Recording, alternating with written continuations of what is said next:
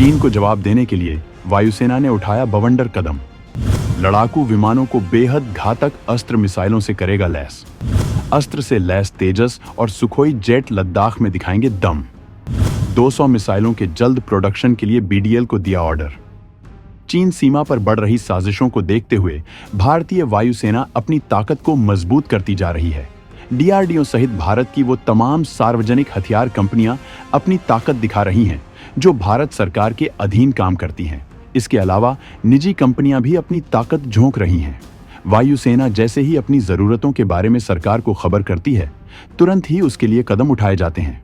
वायुसेना की ताकत होते हैं लड़ाकू विमान, और इन विमानों की सबसे बड़ी ताकत होती है वो मिसाइलें जो इन विमानों में फिट की जाती हैं और जरूरत के हिसाब से फायर होकर दुश्मन के टारगेट को तबाह कर देती है। लड़ाकू विमानों के हिसाब से भारत के जखीरे में तमाम मिसाइलें हैं, लेकिन अब एक ऐसी मिसाइल को इस जंग में उतारा जा रहा है जो लद्दाख में चीन का दम निकाल देगी, क्योंकि डीआरडीओ ने इसे इसी खास मकसद से तैयार किया है। ये मिसाइल इतनी भयंकर ताकत से लैस है कि इससे दुश्मन का बचना बेहद मुश्किल है। तो इसकी रेंज, इसकी खासियत और इससे जुड़ी हर जरूरी चीज के बारे में जानने के लिए वीडियो को आखिरी तक देखिए, क्योंकि भारतीय वायुसेना ने इसे चीन का पूरा गेम पलटने के लिए अपने तरकश से बाहर निकाला है और भारत डायनामिक्स लिमिटेड को बेहद अर्जेंट 200 मिसाइलें तैयार करने का ऑर्डर दिया है, जिससे कि इन्हें वायुसेना के तेजस और सुखोई विमानों में लैस किया जा सके। वायुसेना को बेहद घातक बनाने के लिए डीआरडीओ लगा रहा दम। इस्तेमाल किए जा रहे विमानों को अपडेट करके बना रहा बवंडर। सुखोई और तेजस फाइटर जेट में तैनात होंगे बेहद भयानक हथियार। भारतीय वायुसेना ने तेजस और सुखोई विमानों में तैनाती के लिए अपनी उस मिसाइल का बेहद विशाल ऑर्डर दे दिया है, जिसकी तैयारी दशकों पहले शुरू की गई थी। आज भारत को उसमें कामयाबी मिल रही है और दशकों पुराना सपना पूरा होने जा रहा है। इस ताकत से लैस होने के बाद देश के इस्तेमाल हो रहे विमान ही दुश्मन चीन के J-20 विमानों को राख कर देंगे। इस मिसाइल की क्षमता के बारे में हम आपको बताएंगे, लेकिन इससे पहले हम आपको बताना चाहेंगे कि भारत अपने विमानों को किन किन घातक तकनीकियों से लैस करके इतना अत्याधुनिक बना रहा है कि इनके सामने 5वीं पीढ़ी के विमान भी कुछ नहीं कर पाएंगे। तो दोस्तों, भारत ने हाल में ही जब रूस से सुखोई 30 विमानों के एक बेड़े की खरीद का फैसला किया, तो दुश्मनों को ये बात समझ में नहीं आई। वैसे तो भारत के दोनों दुश्मन सुखोई 30 विमानों की ताकत को जानते हैं।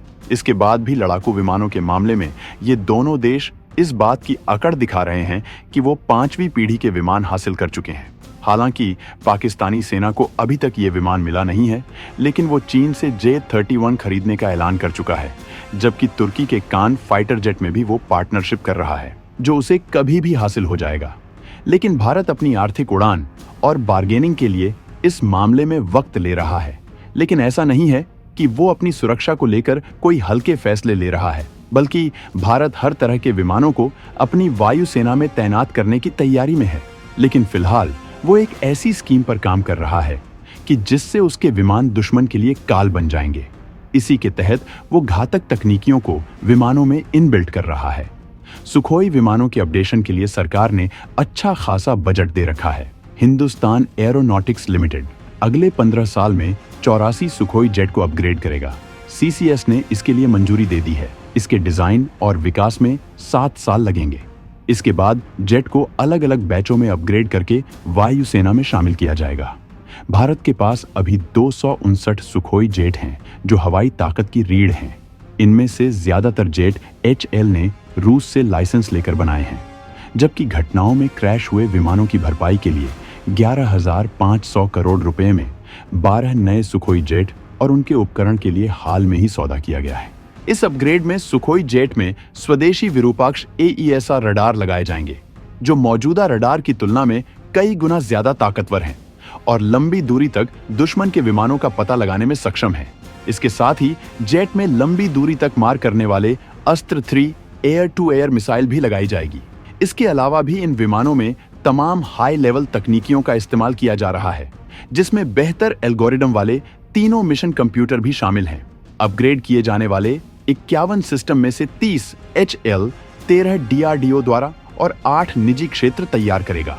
अभी 40 सुखोई जेट को ब्रह्मोस सुपरसोनिक क्रूज मिसाइल ले जाने के लिए भी अपग्रेड किया जा चुका है। और ब्रह्मोस की मारक क्षमता को पहले ही 290 से बढ़ाकर 450 किलोमीटर कर दिया गया है और इसके 900 किलोमीटर की रेंज वाले वर्जन का भी सफलतापूर्वक टेस्ट किया जा चुका है। सुखोई 30 विमानों में इस वर्जन का इस्तेमाल किया जाएगा, जो इस विमान की ताकत को भयानक बना देगा। लेकिन ये ऑपरेशन केवल सुखोई 30 नहीं, बल्कि स्वदेशी तेजस और मिराज 2000 जैसे विमानों में भी किया जा रहा है।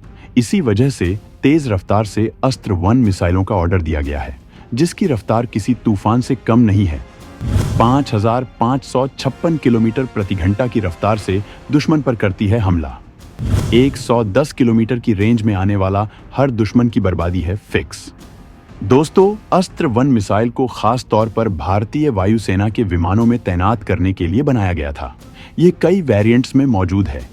इसके बनने के बाद इसकी जबरदस्त ताकत को देखते हुए डीआरडीओ ने इसकी सीरीज खड़ी कर दी है और उनके विकास के लिए काम किया जा रहा है, जिससे भारत की रक्षा ताकत अजेय हो सके। ये मिसाइल किसी भी तरह के रेंज में हमला करने में सक्षम है। फिलहाल जो वेरिएंट्स मौजूद हैं, वो 10 किलोमीटर से लेकर 110 किलोमीटर तक मार करने में सक्षम है। इसे फिलहाल सुखोई 30 MKI फाइटर जेट और मिकोयान MiG-29 में लगाया गया है, जबकि इसे मिराज 2000 और तेजस विमानों में भी लगाया जाएगा। अस्त्र MK1 पूरी तरह से स्वदेशी मिसाइल है, जो बियॉन्ड विजुअल रेंज है, मतलब जो टारगेट नजरों से नहीं दिखते, उन्हें मार गिराने में यह मिसाइल सक्षम है।